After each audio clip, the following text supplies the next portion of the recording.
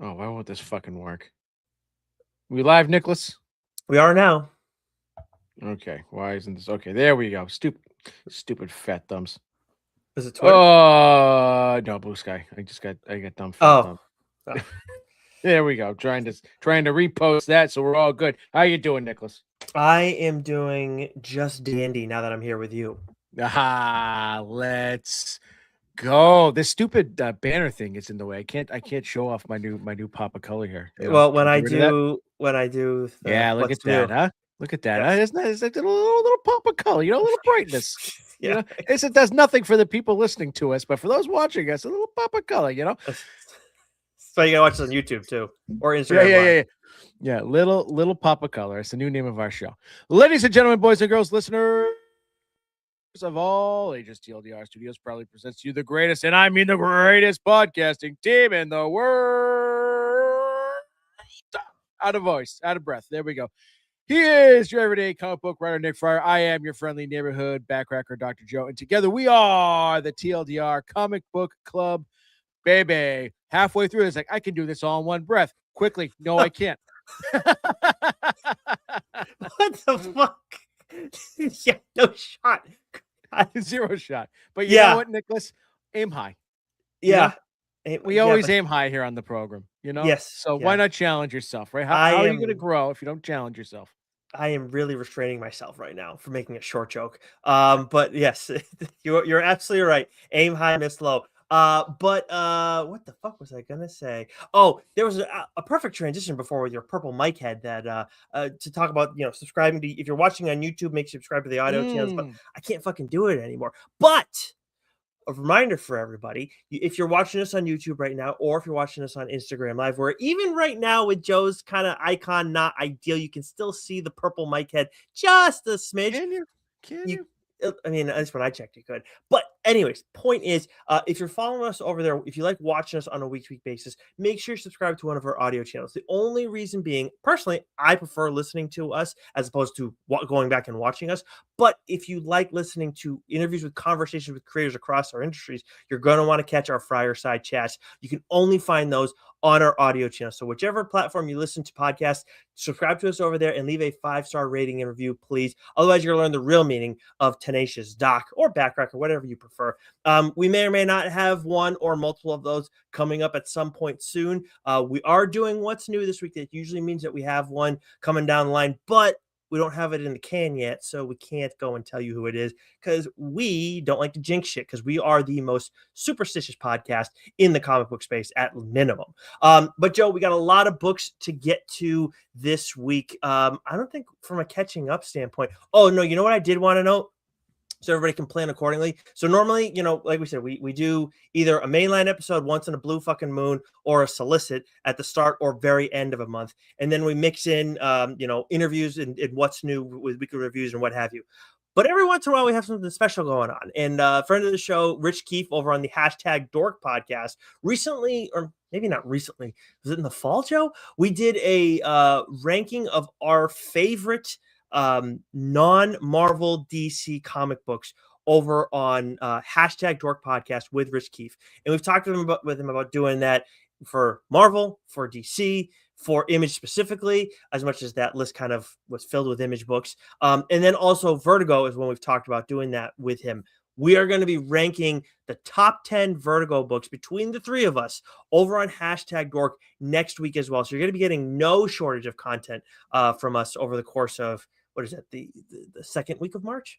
Yeah, and it's funny too because this was a week or so ago, but someone had reached out to us over on Twitter to Dork and the TLDR podcast and said your top 10 graphic. This is Tom Woods at Woods Working. Your top 10 graphic novel episodes, not DC and Marvel, with TLDR boys. Was one of my favorite in recent history. Would you ever consider having them on and doing a top 20 all publisher? So this was to Dork, and we were tagged in that. So this isn't quite that, Tom, but I think it helped sort of get the gears in motion a little bit. So we'll be doing a top 10, not a top 20, but it's always fun to talk to Richard Milhouse Keefe. Yes, and it will be Vertigo specific, which of course is very appropriate right now because Vertigo is back over at DC. But I think doing a top 20, a top 25 for all publishers makes a lot of sense because, Mm. man, like if we had to do a top 10 for just, I could see all three of us having a different top 10 if we start including Marvel and DC. Because then also Vertigo comes into the mix as well, which they have some fucking bangers. I'm very excited to dig into some of those. I'm excited to see, like, this is another one where Vertigo is so different than everyone else. The closest thing to Vertigo is probably Image, where it just can be so wide ranging and so different across every single story where they're just not related at all. And don't get me wrong, like Mad Cave goes and does that as well. Boom's done that, all these places. But I just feel like, with Vertigo, it's not like it has as many titles as Image, but it's just, I don't know. I could see you having like you have 7 that I don't have, and I have 7 that you don't have, and then maybe we only have like 3 in total that Well, crossover. well, And same well. thing with Rich. Full admission, Nicholas, I have not read a ton of Vertigo books, if we're being honest. That's good. That's good. Right? Because, well, Vertigo, yes, Vertigo, I think in its heyday was at a time I wasn't reading comics. Okay. Right? There's a large period of time where I just wasn't reading comics, and then when I was getting back into comics, Vertigo is either gone or sort of being phased out.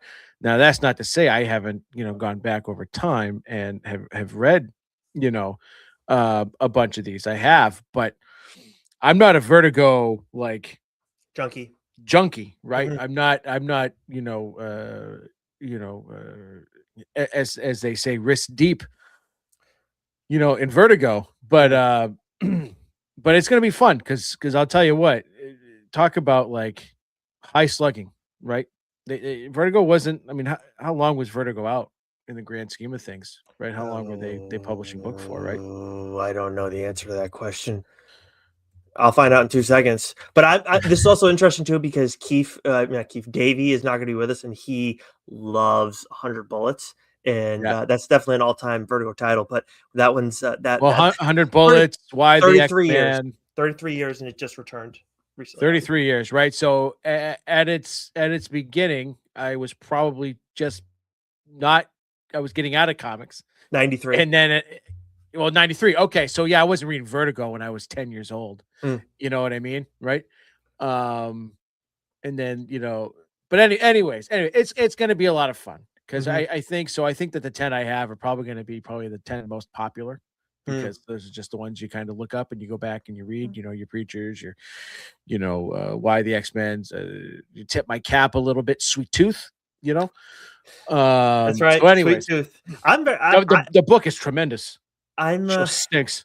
I'm actually, but see, this is the other thing too. I'm like going through my what I think I have my top 10. I need to think on it more, but it's like my bottom 5 versus my top 5. With the top 5, it's like, this could be my number 1. Oh, that could be my number 1. Like I'm pretty dead set on my 1. I think it's going to be really tough for 2 and 3. Well, I think As all of us have a consensus number 1, perhaps. Yeah, man, I don't know, dude. Yeah, Well, I like know. I think I know what yours is. yeah, Right, but it's your. I know. I'm pretty sure I know what yours is, but I don't want to say anything out loud. We can guess when, or we'll find out later. I don't know. We can't guess another time. Fuck. yeah. We don't want to Anyways, spoil it for the show, though. Anyways, but anyways, that's gonna be a fun conversation going through all those books, because there's definitely a lot to dig into, and I'm last man, I know. but I also know obviously we all like Preacher, like yeah, it's gonna be a fun list. It's gonna be a fun. There's fucking definitely a list. book on there that I haven't read that I'm gonna make every single effort to make sure I've read by the time we discuss on Monday. Ooh, nice. Yes, Okay. or at Nice. least enough of it. You know what I mean? Mm-hmm. Yeah, 100%. Good stuff. Good stuff. All right, yeah. So that'll be a lot of fun. That's gonna be on Monday. I don't know when the audio episode is gonna drop, but you'll be able to see that over on #Dorks YouTube page. But we will be posting that everywhere as well. I'm sure we'll put it on Mm. Blue Sky and retweet it on Twitter and all that fun shit. Anyways, we got books to talk about that are coming out this week. Joseph, want to start off with Marvel? I do. So this is for New Comic Book Day, March 4th, 2026, Nicholas. We have The Amazing Spider-Man issue 23, X-Men issue 26, The Avengers issue 36, Wolverine issue 17, Daredevil, Punisher, The Devil's Trigger, issue 5. I got to get caught up on this. I need to read issue 4 and this week's issue. Seriously, there are some times where you do that, and I'm just like, it's gonna hurt himself. Yeah, yeah. Punisher. I think I pooped my pants. Nova Centurion issue 5, all new Spider Gwen, Go Spider issue 8, Moon Star issue 1. Well, a book I wanted to read but I didn't get to is Iceman Omega issue 1. But there was no book, Nicholas, that I was looking forward to more than the book we are about to discuss. Now, I could have gone through and underlined this and hogged all the good ones, but I was like, you know what? I need to let Nick talk about something on the program. So I selfishly, I'm going to let you take the lead on this book because this was hands down uh, my favorite book of the week. I don't know what book you're talking about. I don't either. I didn't. There's nothing else from Marvel that I read, so I don't. I'm confused. Yeah. That was not funny at all. No, it Star wasn't. Wars. Star Wars, Shadow of Maul. You know, I was really thinking, like, how the fuck can I fuck with Joe here? But it's like he knows I read the book, so it doesn't. It's nothing I can do. Anyways, Star Wars, Shadow of Maul, issue 1. We talked to Benjamin Percy about it a little while back. Obviously, we talked about Punisher and then Wade Wolfson Deadpool as well. We were very excited for those, but that conversation was primarily around Star Wars, Shadow of Maul, and just for both of us, we're like Benjamin Percy, Darth Maul. We already had seen it with the black, white, and red, or blood, I forget. First issue, it was so fucking good, but it's just like, oh, he's gonna get more, and like he's getting this amazing opportunity before this Maul Disney Plus series. We were just so amped about it, and we heard all this stuff from Ben, so that we already had some hype. Then we talked to him, and it's like, fuck, man, this is gonna be great. He was raving about Madabek, Muzabekov, his artist, and we get it, and the fucking high expectations, they were absolutely met. We get a big focus, as we kind of talked about with Ben, on Captain Brander Lawson, who's a net new character to the Star Wars universe. He's going to be introduced. Obviously, he's introduced in the comic, but he's going to be introduced in this series as well. And it's Maul Shadow Lord. And one of the things that really jumped out to me, as much as I like this character, and I want to talk about him in a bit, but the setting of Janix, which is something Yonix. yeah, Yonix, soft J. I almost said soft wife. What the fuck? What the fuck? But when we talked to Ben, like, he described it and he did it in his way that he does, with his deep voice and everything. It just makes it sound even more badass. And I'm like, I wonder if we could just get like an audiobook pairing and have like Ben just doing like Brander Lawson doing his like narration and everything. But it's so fucking awesome. Like Muzbekov sets this tone that reminds me kind of like the dark corners of Coruscant that we've seen in some of the movies, more so in the Clone Wars show, but also gives, and I think Ben said this to us too, like that Blade Runner feel to things as well, like being integrated in the Star Wars universe. Yeah, I was gonna say it had like this sort of gritty RoboCop Blade Runner sort of setting to it, which was excellent. I mean, the art was unbelievable, and Ben somehow undersold just how gritty, right, this was, and just pulpy, noirish, just great. The storytelling was unbelievable. It was like I was almost like forgot I was reading a Star Wars story, and I don't mean that in a bad way. I was just so into this character, right? And like I know it's a Maul book, and just the way he described this world and this new character, and how Maul is going to be like a shadow. Like it was perfect. Everything about it was so effing good.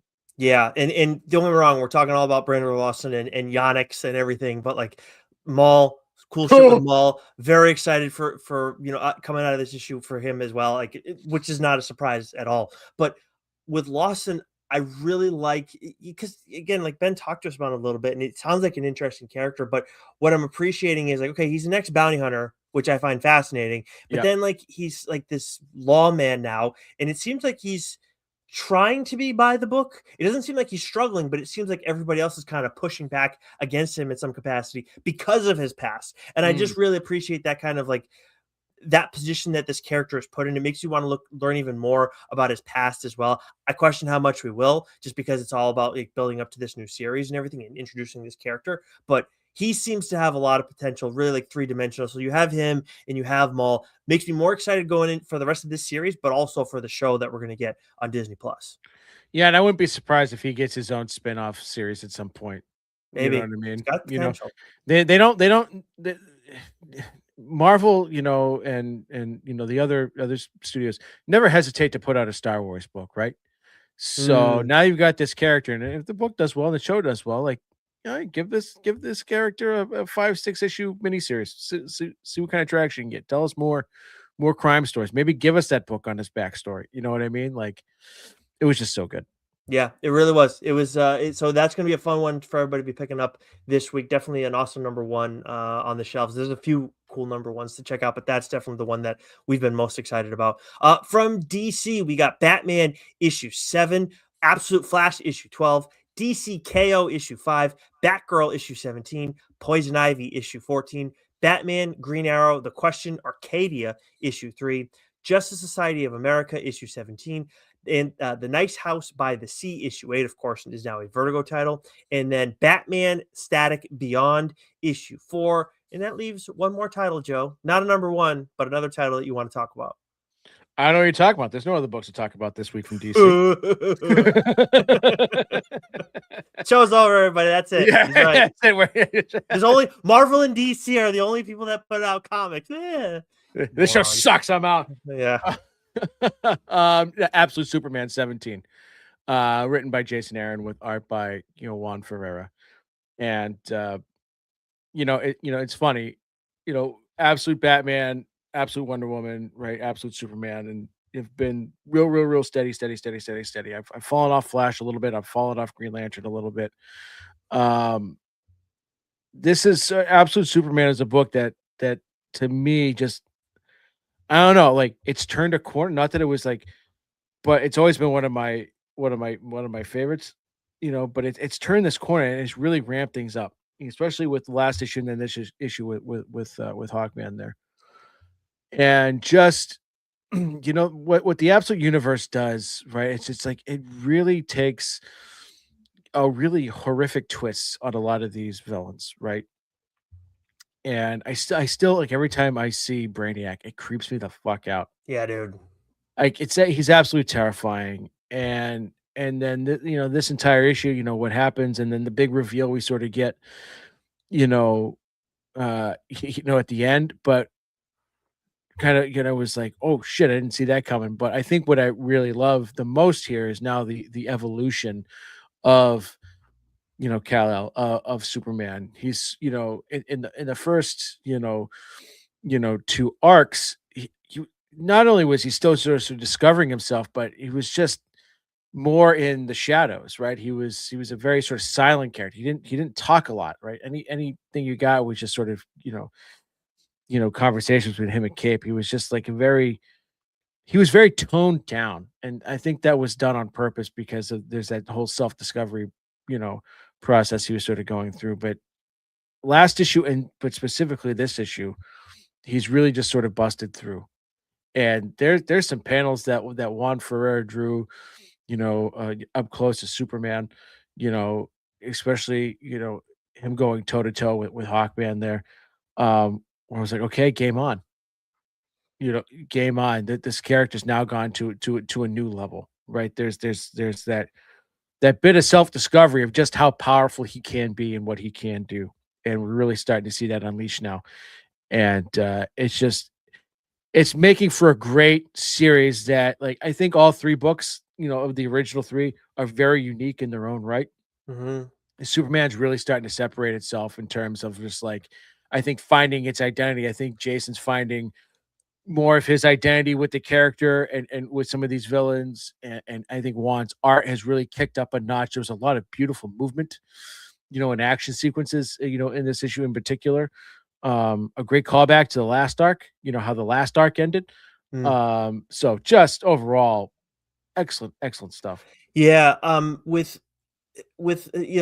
Obviously, Absolute Wonder Woman and Absolute Batman definitely deserve like their spot at the top of the pile. But I feel like Absolute Superman and obviously Absolute Martian Manhunter um gets a lot of respect as well, which I've really enjoyed that series as well. But Absolute Superman does feel like it's very underrated at this Mm, point, and it shouldn't be.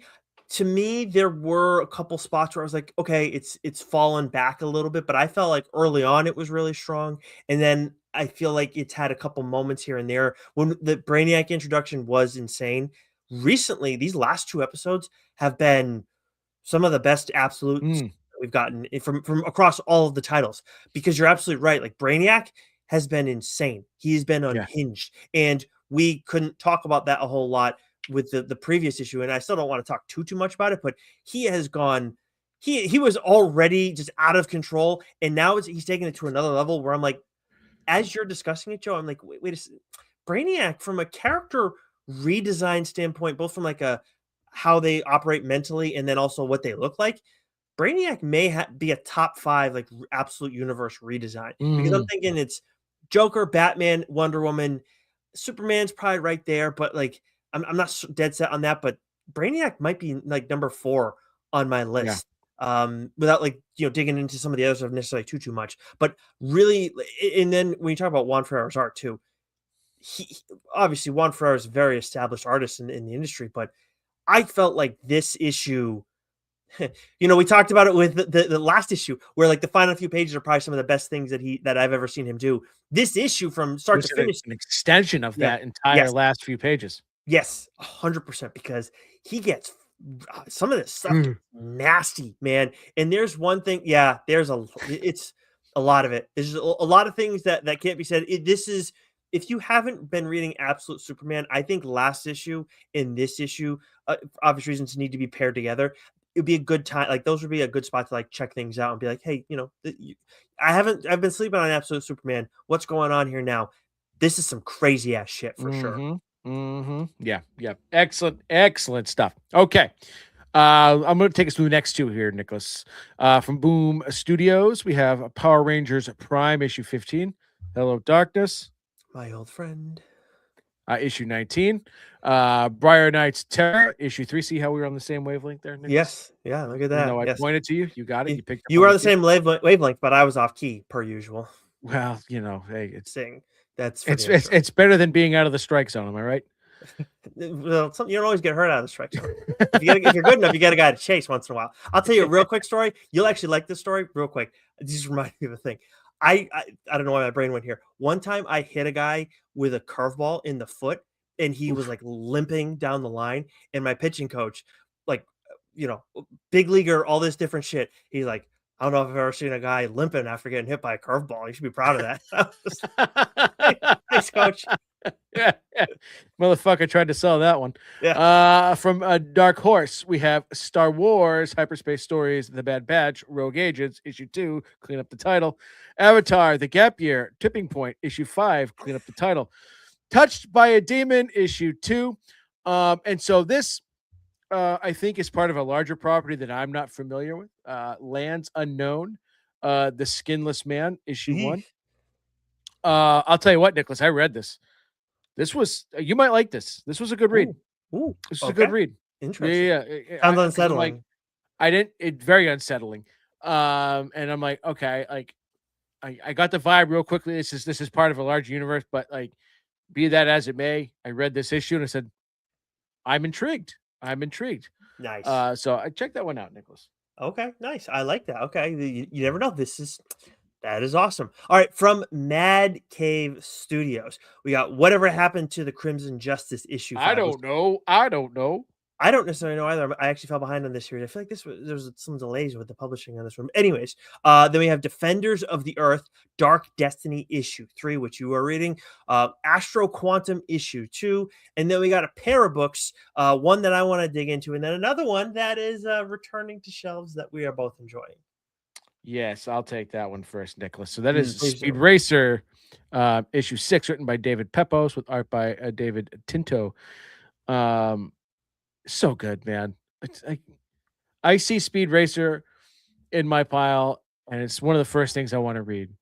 And I will say this, and I don't, if it offends David, I apologize. I don't mean to, but like I never in my wildest dreams that I'd be looking forward to each month reading a Speed Racer book, and this new arc, introduces us to It's a new character to me. I don't know if it's a new character in Speed Racer lore, but in terms of the series and what we've gotten so far, he's a new character and setting up what's going to be a very exhilarating and I think emotionally wild arc.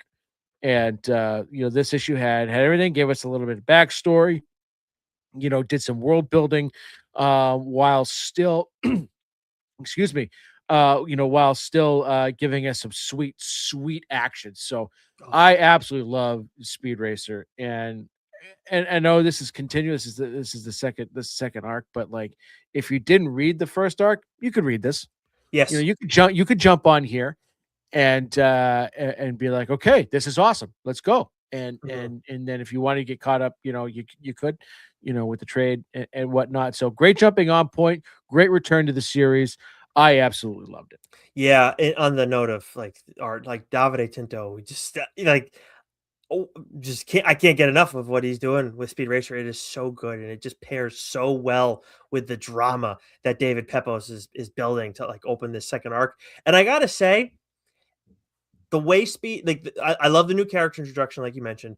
The way Speed is behaving makes total sense, but at the same time, I'm like, listen, pal, you had Racer X helping you out before. You might want to Yeah, yeah, fucking yeah. like cool your jets for a second. You are not that hot shit that you fucking think you are. A He little he big in the britches. Little yeah, big in the britches. he does need to get taken down a peg. I'm very curious, how I'm expecting that's going to be a big focus of this arc and everything. But I'm very curious about how his relationship with his dad and how he Mm. just and just how he evolves as an individual, is going to unfold throughout the course of this arc because something needs to happen. Because, jeez, dude, that kid is just Got a little sap in him all of a sudden. You know what I mean? yeah, you win one Yeah, fucking race, my god. you know. But anyways, yeah, but Act like you've been there before, bro. Come on, yeah, come on. exactly. That is exactly it. But it was a great start, a great return to this title. And then we got a number one from Mad Cave that I wanted to dig into. I was excited to check this one out. I remember when we saw on the solicit that Mm. I earmarked this a little just because it felt very familiar because it was like a character who was like 34 years old, which is how old I am. And she was like just getting her like final, big shot in her career as a journalist and everything. So it all felt, very close. This is written by Tim Leong and Laura Hudson with art by Emiliana Pina.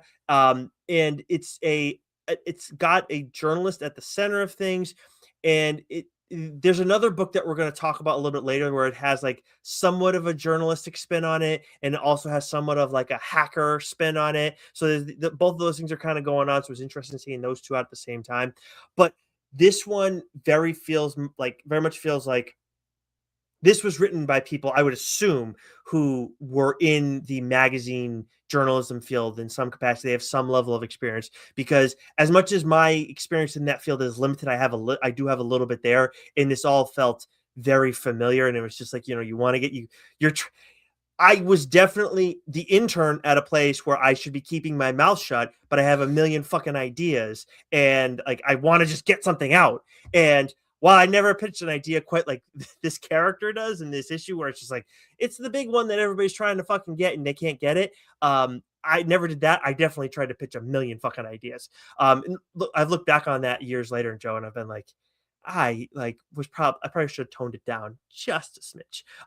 But Was it Kitten Mittens? what? What? What are you talking about? Did you ever watch Oh, It's Always Sunny in Philadelphia? Apparently not. Oh no, I did not know. Yeah, yeah. That is a major hole in my viewing experience. But anyways, at the center of this also we got this friendship that's very interesting. Where one of the characters is very smart, but she also suffers from agoraphobia. So that's another kind of like Mm. interesting wrench that's going to be thrown into this. And all at the center of all this too, there's this potential for like a revenge story, but it's going to be very messy getting there. And I don't necessarily mean in like the Punisher or Wild Animals type sense. Just there's going to be a lot of like hoops to jump through for this to be executed. So I'm very excited to experience all that. And it's just one that for me, it hits close to home. So I am all in on Exploit issue one from Mad Cave Studios. All righty then. So let's see. From Oni Press, we have Cruel Universe issue 8. Rick and Morty, The End, issue 4. The end. This is the end. We have the Autumn Kingdom, the Wraithbound Queen, issue 2. This issue was absolutely crackers. Uh, so good. Such a good season. I didn't talk about the first volume on the show, did I? No, you talked when the first I issue need came out. to. Yeah, you should do this on the show. I Yeah. need to. 100%. That could be the next, the next main line in 2027. Cult of the Lamb, the Last Sacrament, issue 1. I'll do this next one as well. From AWA Studios, we have Black Moon Ritual, issue 1. And then from IDW, we got Beneath the Trees Where Nobody Sees, Rite of Spring, issue 6, which I think is the final. I'm actually a little bit behind on that one. Very excited to catch up and just roll through all those issues. Then we got Teenage Mutant Ninja Turtles, Casey Jones, issue 5, The Twilight Zone, issue 5, Black Moon. Why is Black Moon Ritual in here as well, John, under IDW? Godzilla. Oh, you know what? That was a copy and paste error. Okay. Godzilla issue 8, TMNT Godzilla issue 4, Sonic the Hedgehog, Sonic Racing Cross Worlds issue 1. I feel like I've been mentioning that book for a fucking year at this point. I don't know. Right. Okay. Okay. All right. Thanks. From Ignition, we got The Beauty issue 4 and Bloodland issue 2. All right, from Dynamite, we have Thundar the Barbarian, issue 2. Man, I remember saying the first issue was a lot of fun. Mm-hmm. This book's wild, man. It's Conan the Barbarian on steroids. You know, it's just it's wild. It is out there. There's a lot going on, but I had a lot of fun reading it. Does that mean Arnold was natural? Is that what you're trying to tell me? Because I don't. Yeah. He was just just rubbing some cream, on his muscles. Okay, Gary Sheffield. And putting, he's just doing some a little tincture underneath the drop of it, underneath his tongue. Nothing to see here. We have The Nightmare Before Christmas, The Shiver of Christmas Town, issue 3, very well timed. We have Gargoyles and Darkwing Duck, issue 3, and Disney Villains Gaston, issue 1. The way you just fucking said gargoyles is offensive. I'm sorry. That was fucking ridiculous. I don't know what the shit that was. I can't even reproduce it because I have no idea how it came out of my mouth. Gargoyles? Gargoyles? Gargoyles. I don't know. I'll have to listen back to the Gargoyles. tape. Yeah. I'm sorry, everybody, for having to hear that. All right, from Image. What the people come here for, Nicholas. Right. Of course. No one's ever voiced any concern about my pronunciations. Not once.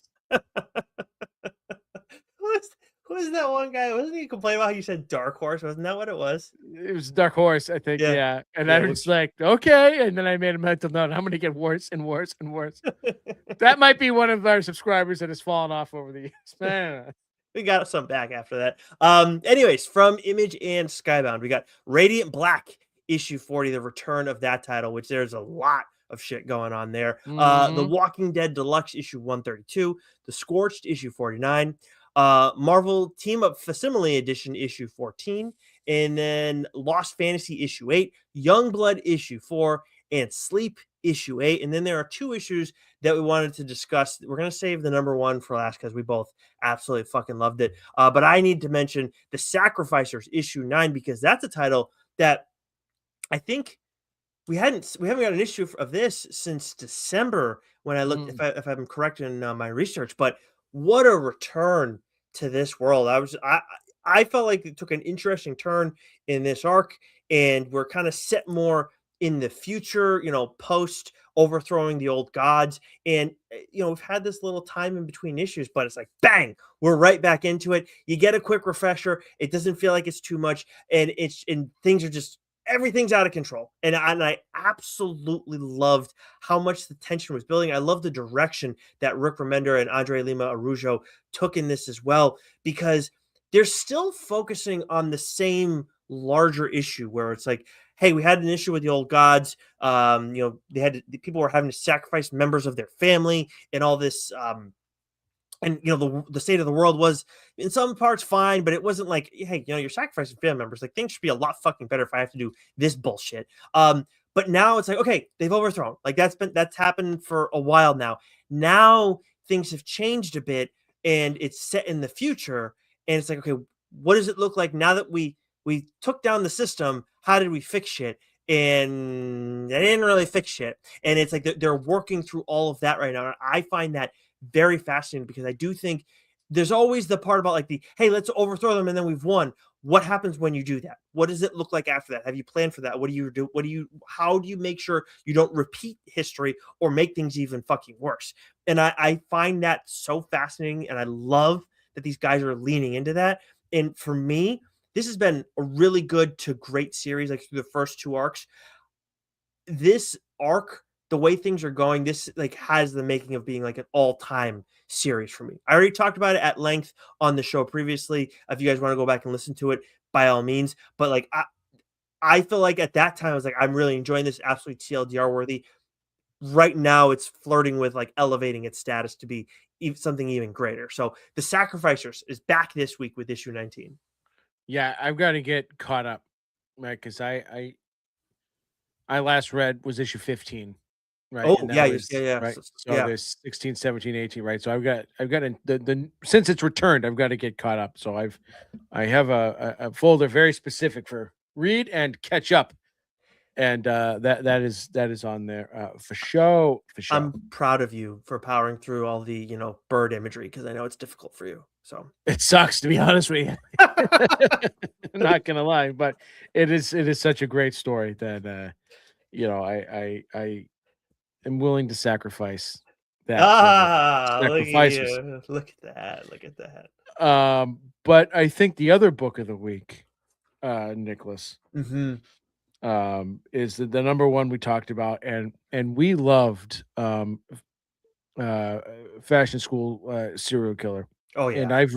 I've read Plastic. And then there was another book Vinyl. written by Vinyl, right? Which I didn't so Vinyl is part of, and Plastic is part of the Plastic universe. But the book is Narco issue 1 from the team of Doug Wagner and Daniel Hilliard. And the thing I loved about excuse me, Fashion School Serial Killer is like it got right into sort of establishing this character and establishing this world. Like these guys just they do that so well. You're right into this world. They introduce the most, I think, their characters are unique unto themselves, right? Like they just create these wonderfully unique, sort of bizarre characters. They all have these weird, quirky traits to them, and I can't remember the main character's name, but he's got this thing where if his heart races too high, he passes out, and it happens at inopportune times. Of course. And when it first happens, it's quite comical, right? and so we get introduced to this world where we got this sort of nebbish kind of character who's, a very smitten with the girl that works at the diner. And so the issue just sort of follows his infatuation with her, and sort of gaining the nerve. There's a little bit of you know, he's really nervous. She's trying, you know what I mean? Like Mm-hmm. there's chemistry there, but he's too neurotic, he's too nervous to kind of ever follow through. And just the way the issue builds and the way that it ends, like man, only Doug and Daniel could consistently give you new series with completely, wild characters and have it end always with your jaw on the floor. Mm-hmm. Right. Mm-hmm. And I love Daniel Hilliard's art style. It is like it is just it is like great comic book art, if that makes sense, right? He's got a very unique style Mm-hmm. to it that I think Mm-hmm. fits comics like so well, and it's very unique again to him. And I think that's part of what makes all their books, unique, is that like it it it, it just all looks, like it's got this really great look to it that I just happen to love, and he does violence very well. Yeah, he does. Yeah, Daniel Hilliard has an art style that is unique into its own. Like there's no one else in comics that reminds me of him. I mean, I feel like the absolute closest thing I could compare it to would probably be Ryan Otley, but still, I don't think that's necessarily appropriate either. But yeah, I had a lot of fun with this first issue. This was one that we both were very much looking forward to. These guys absolutely delivered, and you've laid out a lot of the important details already. The one thing I want to add is in the first few pages, there's something that happens with a fucking possum, and The best, it the was best. so good because it's fucking funny, but it's also like it's setting a tone and it's Mhm. helping you understand the main character really well. I just thought it was such like whenever Doug thought of that idea or Daniel thought of that idea, like that was just a brilliant addition to this There was story. there was a name to the food item that the possum ate that was so great. He's like, "So and so calls them whatever." It was just like it's a great balance. These guys have a great balance of storytelling, violence, weirdness, and levity, right? It just all it's a perfect concoction. It just makes their stuff so unique and so fun to read. Very different from I Was a Fast and School Serial Killer in terms of Yes. like, what it's going at, but like you were kind of saying, it has that same charm to it where Mhm. if you liked that element of I Was a Fashion School Serial Killer, you're gonna want to check out Narco. I just think in general, if you like that, you should check Charm. out Narco. Yeah, charm's a great word Yeah, to it was describe it. Yeah, it's fantastic. lot of fun. Really fun week of comics, and plenty more to come from us. So make sure you subscribe to one of our audio channels and leave a 5-star rating review and let a fellow comic book reader know. We appreciate some of the creators that are shouting us out over on Blue Sky. And, Mhm. anybody who wants to come hang out, by all means, you can always find us on social and whenever we are streaming on Tuesday evenings Eastern time, that is. But Joe, until next week, just fucking say it. Say it. No, no. Get I in the stream. won't tell people to keep reading. I won't do it.